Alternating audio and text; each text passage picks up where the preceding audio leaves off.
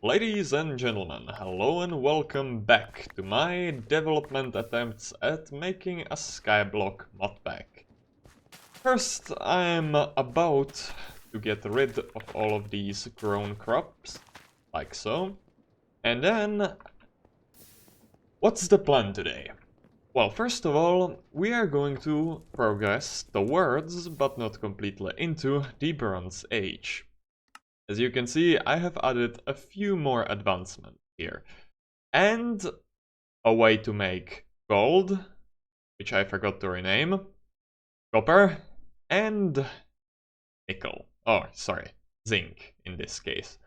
And with a kiln, we can actually make brass. I'm still going to include a way for blazes to be spawned through the occultism mod.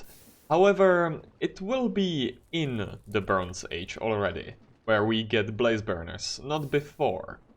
So, the basic idea is to get a kiln. And how do we get a kiln? From bricks and from sand. Bricks we can get from actually washing sand, like so. And so we can get copper. However, sand itself is either from crushing with a crushing wheel, or a better way is to do milling on slag gravel, which is actually just smelt gravel.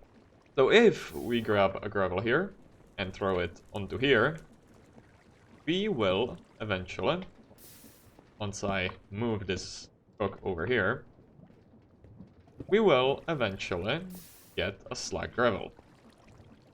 Like so. We actually got a little bit more of that. I don't know if that was intentional. Oh, oops. I might need to check if I accidentally haven't made some kind of mistake.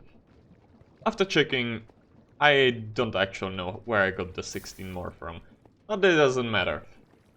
Because now what we need to do is, first of all, flipping this lever will just make sure that I get all the cobblestone here. I have some stone prepared for making more andesite alloy. And now we can just grab this and use it for making us some sand, as we can see. Brilliant. And that sand is going to get into our little barrel here. Great.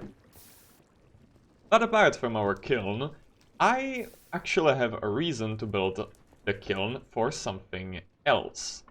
And that is the insulated glass, which I've added an alternative recipe from making it from iron with just a little bit of kelp. And why is that? Because this insulated glass has a very unique appearance that I want to use here, and I don't think this is that much of a cheat recipe, especially given that the only application that it really has is with aluminum, which is unobtainable at this point, and I don't plan to change that. And what are we going to do here is actually to build a turbine. Because all of the create requires stress, and stress needs to be generated somehow. And I want to evolve on the idea of flat-lying water wheels, and that is going to be right here. And I have already tried it a little bit. I do believe that it should be working on a larger scale as well. And I want to use that insulated glass for it. And hopefully by the end of the episode, it will be ready. Apart from that, however, there are a few advancements that we will be, well, clearing on during a few following episodes probably. Maybe the next one, I might not even show them all. There's a way that I've added paper through mechanical saw, which we can actually have a look. Paper can be now made with sawdust and water. Actually, this is a little bit excessive, but there should be a little bit more sawdust or a little bit less paper. I'm going to adjust that a little bit, but sawdust can be made by sewing either sticks or saplings of any kind. That's how you get paper. Another way, or another recipe that I added is getting, well, leather, but that's not exactly... it's not exactly added by me. I added just the advancement, but by drying rotten flesh you can actually get leather. And by drying sand you can get red sand. And by washing red sand you can get gold as well. And a similar treatment, well, not so similar treatment, quite a bit easier, getting zinc is by washing mud, and mud can be easily made by water and dirt. Dirt can be multiplied really easily just with gravel. Now that is more like it. Oh. Yep. I think that should generate enough rotational force for us. And this is the last sand that we will get from this. And one more. There we go. Now, just 8 times clay. And for that we just do the usual washing. A little bit more of that, actually. This didn't quite suffice. And even exact amount. Nice. And with this, I get the achievement, the alloying, and even a new recipe. And of course, as a reward from getting the kiln, I get a hammer as well, just to speed things up. Not that we couldn't make it ourselves. Wanted to. Now, where do I put it? Probably... well, temporarily here.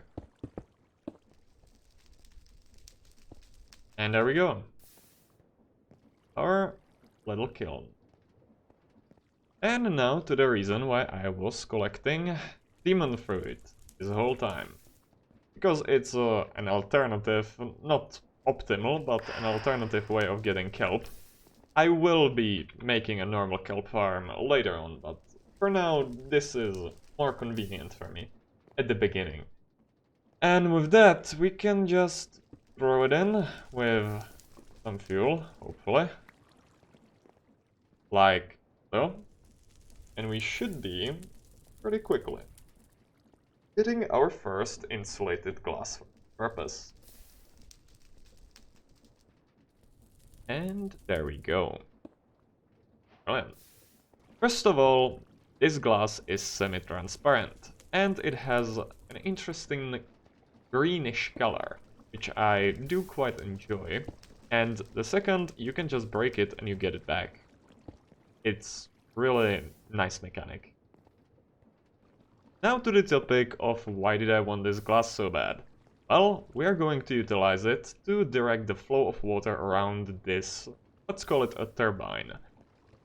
Because if we just let the water flow downwards, it's not going to rotate anything.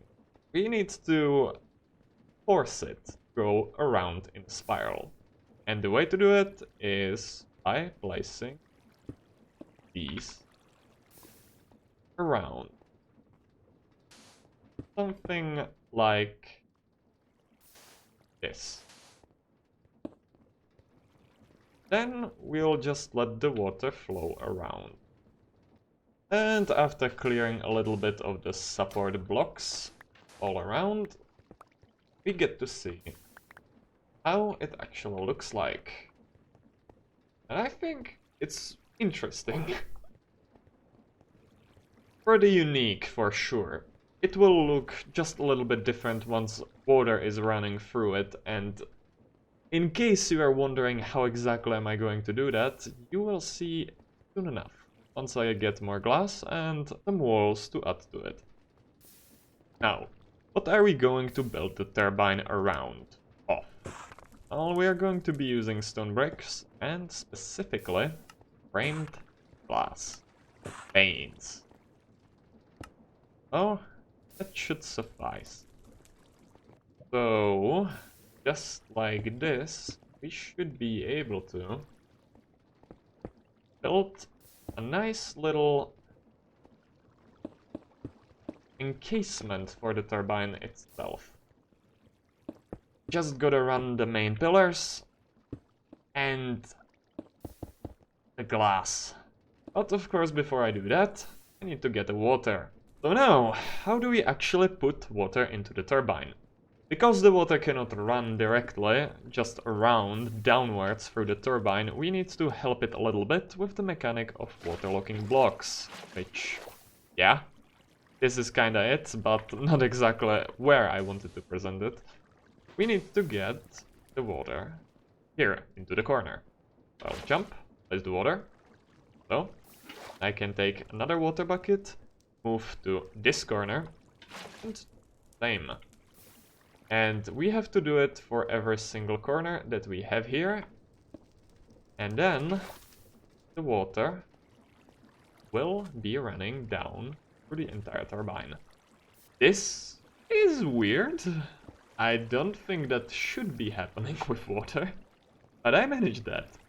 So I'm going to grind 2 charcoal into black dye and craft myself a drying basin.